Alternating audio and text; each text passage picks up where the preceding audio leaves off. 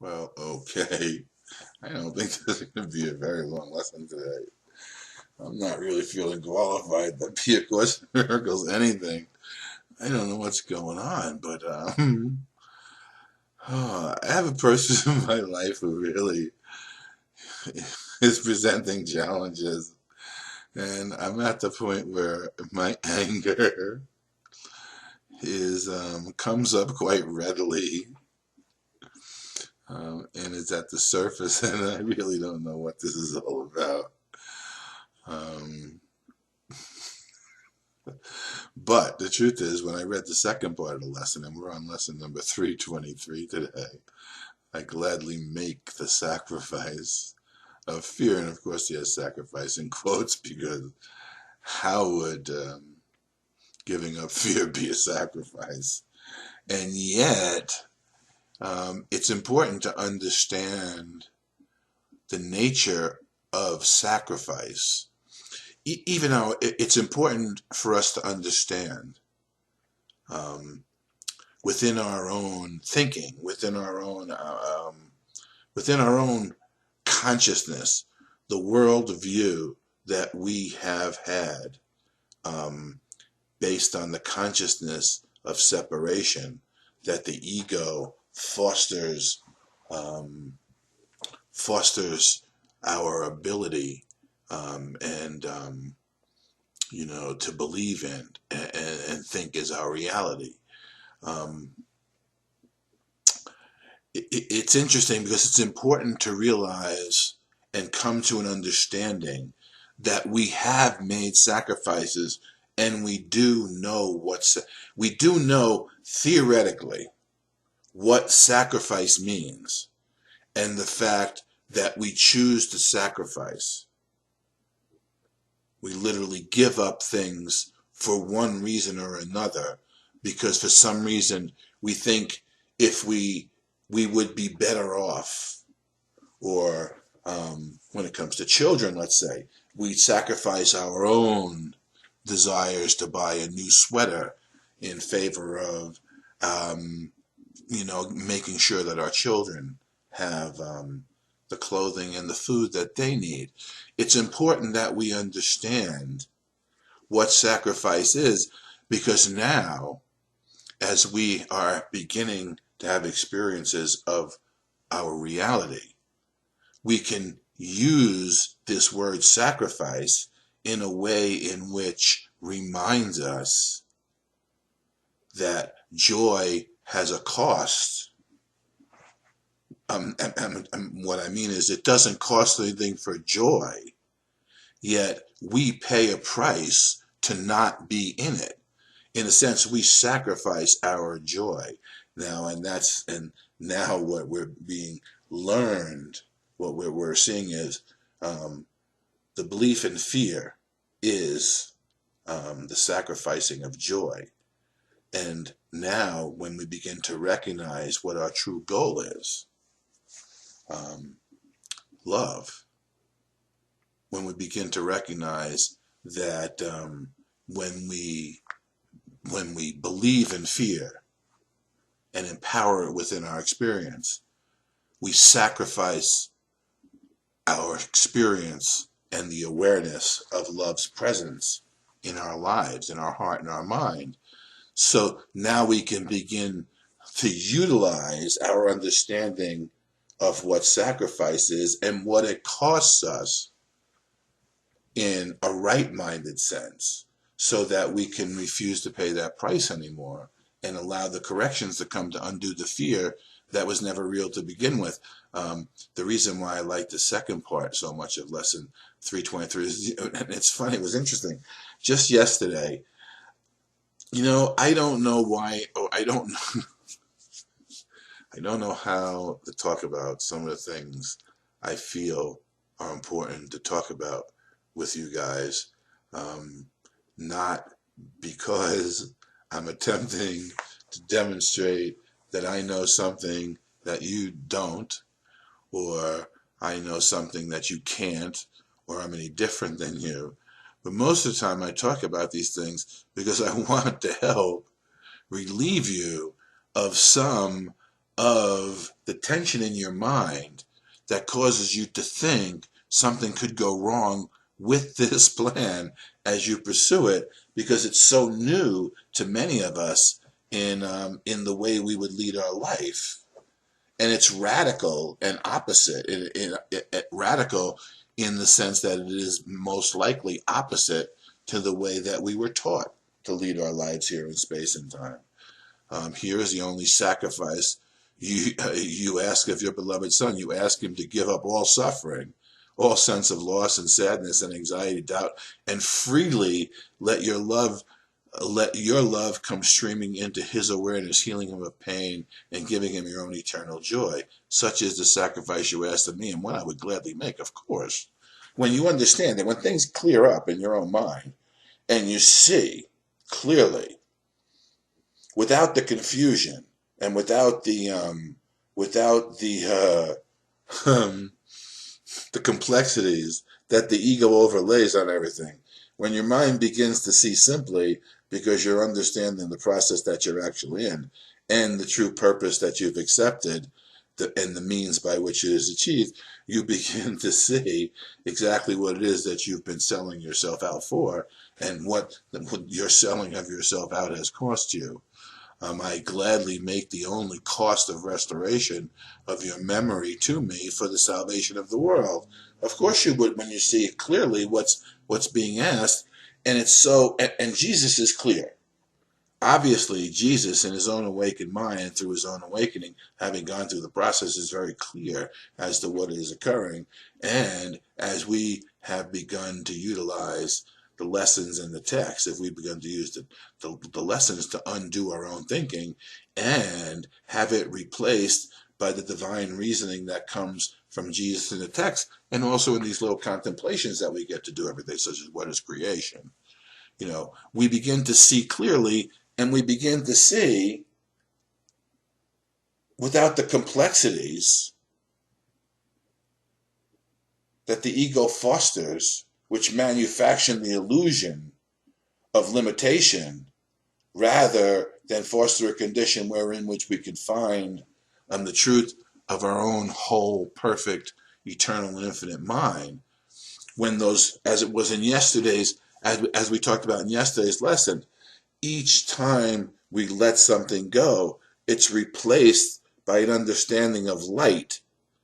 And as the light begins to accumulate and take the place in the darkness in our mind, and fear no longer and guilt no longer owns us, we see much more clearly what has been occurring, and we're able to readily begin to make decisions as to what we would like our life to be about and how we would like to live it, and the purpose for which we are going to decide when we are given moments of decision.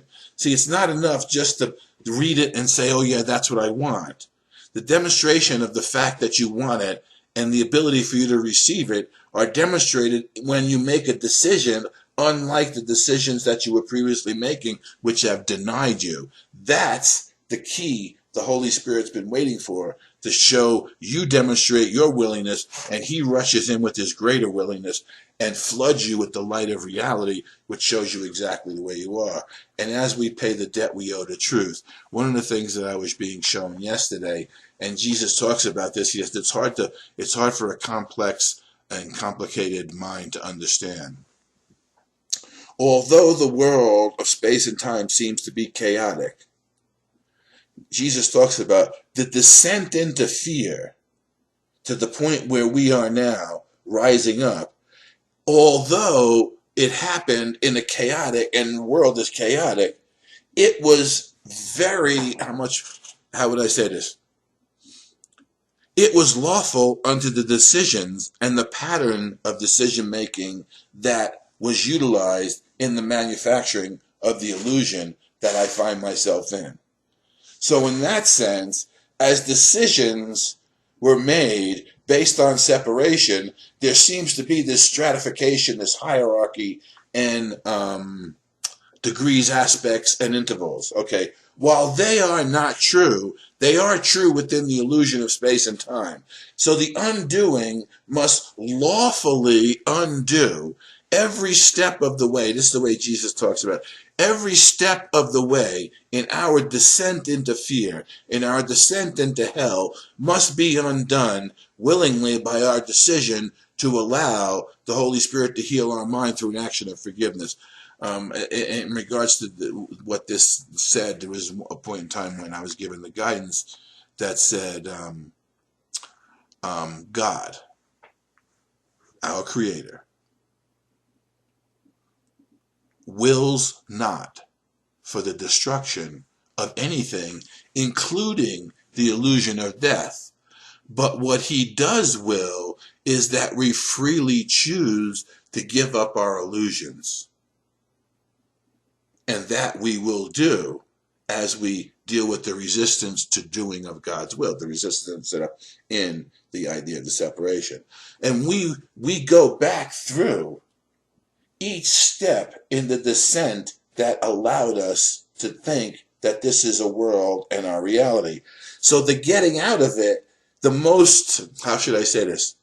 The most efficient way to free yourself would be to allow the tension of needing to decide to leave your mind and allow the decisions to be made in a way, in an orderly, and I'm going to say this in a particular way, in a manner which corresponds to the descent, but as an ascent. In our ascent to reality, in the image at one point says, give God full assent. Let God fully ascend to your awareness in your mind. In order to allow that to happen, we go back through every step in the descent, and the quickest way is to step back and let Jesus, who is in control of space and time, allow the orchestration to take place in such a way that it undoes each step in the descent in an efficient way so that nothing has to be repeated. And when the, how should I say this? When the situation that represents a step in the descent gets replicated within the consciousness of the separate brotherhood, as we allow ourselves to be shown what needs to be forgiven, how, where, and why, rather than using the ego to come up with what needs to be forgiven, we allow the unconscious descent to be open to the utilization of the Holy Spirit to show us how we can forgive in a lawful, efficient, and miraculous ascent, which lessens the need for time rather than prolongs the confusion and complexity of the fragmentation that has been caused by the mistake, the idea of separation, that we've all identified with, and that has manufactured this sort of stratified illusion of space and time, if that makes any sense. And that's what he's talking about. And as we pay the debt we owe to truth, the debt which merely is the letting go of self-deception and of images we worship falsely, the truth returns to us in wholeness and in joy. We are deceived no longer. Love has now returned to our awareness. And we are at peace again, for fear has gone and only love remains. So every obstacle that we've put in the way of our awareness to love presence will be overcome and surmounted in the exact same way. Okay, that's in the Course. And the most efficient way to bring about the end of the illusion by the decisions that necessitate that necessarily need to be made in order for that to occur, is much like, it's why it's called the plan. It's much like the idea of what's that game, Jumanji? You stack everything up. Well, there's these let's call it a kingpin, a leech pin, a linchpin, okay, whatever word you want. And forgiveness is hang on the ability for that decision to forgive, and then like dominoes, they all fall. Now, when you can allow the Holy Spirit or Jesus to be that which orchestrates your awakening, the utilization of your mind as a miracle worker, you will go back in a systematic fashion and undo each decision that was made that caused the descent, and each decision will be undone in your ascent, so as to eliminate the confusion and the complexity, and for this process to be a simple and lawful one unto the law of the kingdom, and the ability for us to believe and trust the guidance that we're given. Because obviously, if we knew the way, we would have discovered it a long time ago. Now that the way has been discovered, we can be shown the way if we are allowed to by the decision-making of our own heart and mind, in the willingness to follow in the way appointed us, as we give up fear and guilt and allow love to be restored to our awareness as the truth of who we are, and the presence of God and the divine within us and within our lives.